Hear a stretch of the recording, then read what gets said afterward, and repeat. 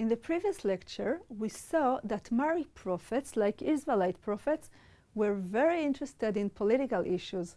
However, some of their prophecies refer to other issues. Several prophecies relate to cultic themes, especially to the state of the royal temples. The prophets urged the king to take care of these temples properly.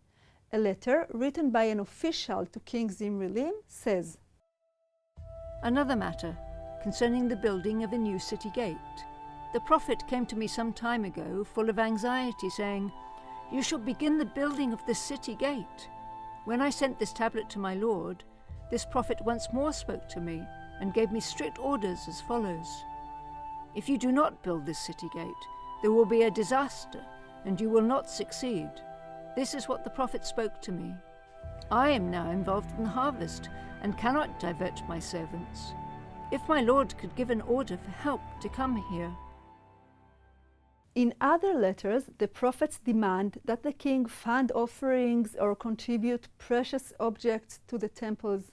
In one case, the king is asked to consecrate his daughter as a temple priestess. The prophetic rhetoric in these instances combines an assertive tone with promises of reward if the king fulfills the request.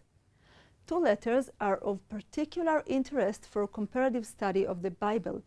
These letters make ethical demands of the king. Here is one example. Abiah, prophet of Adad, the lord of Aleppo, came to me and said, Thus says Adad, I restored you to the throne of your father's house, and the weapons with which I fought the sea I handed you. I anointed you with the oil of my luminosity. Now hear a single word of mine. If anyone cries out to you for judgment, saying, I have been wronged, be there to decide his case. Answer him fairly. This is what I desire from you. If you go off to war, never do so without consulting an oracle. When I become manifest in my oracle, go to war. If it does not happen, do not go out of the city gate. This is what the prophet said to me. Now I have sent the hair of the prophet and a fringe of his garment to my lord.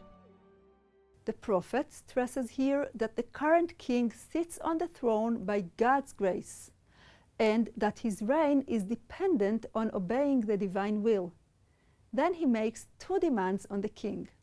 One, that he judge fairly and take care of the oppressed, and two, that he consult the God before going out to battle.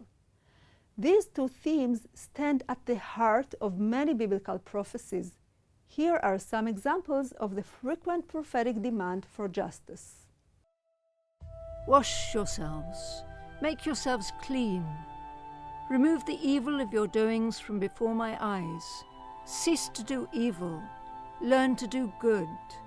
Seek justice, rescue the oppressed, uphold the rights of the orphan, plead for the widow.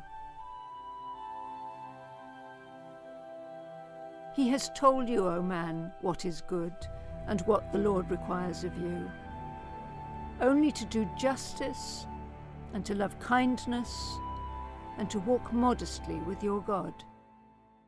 Sometimes the Israelite prophets address their call for justice directly to the king. For instance, Indeed, your father ate and drank and did justice and righteousness.